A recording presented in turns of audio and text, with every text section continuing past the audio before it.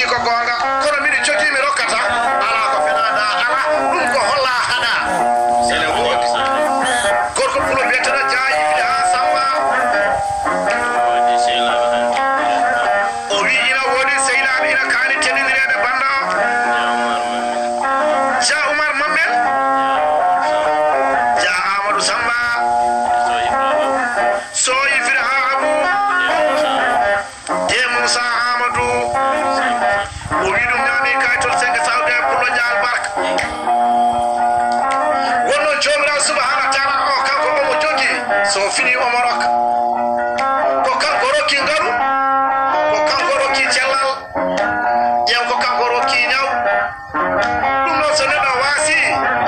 yo woyto jomra subhanahu wa ta'ala dedo kere fo ko jomra subhanahu wa ta'ala wallata ha joni kandere gorko pulo betata jaayi fiasa o wi ina wodi bandirabe rewbe be gona yeji tebe jamnata abda so aminata Musa de Hawa Khalid ja kaddatu sil jamnata Khalid so faadi me tusam Getting deep can blend the language. ndar jomra subhanahu wa ta'ala jaw tagi yimbe o wadi be kinneki o wadi be do balebe o wadi be do wadebe jew eden kala kula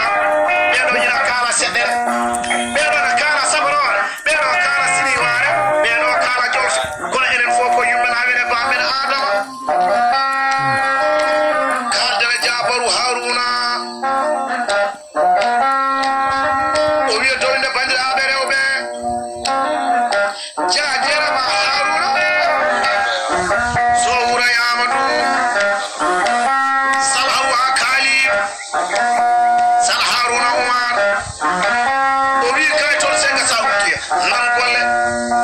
jewde Allah tagende omo wawno awade enen fo ha pular en kono wajen kinde ka baawen burdude e der koyne jaayi bi ha samba nan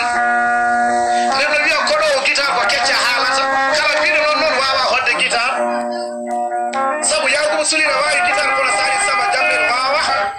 jew Abdoulaye Amadou ina wawi guitar Adama Luseni Jammalal Dora wawa jaga dene wawi nyanyor kono bimi bandira ba sela sari sama jamber wawa kono min dendina bena wena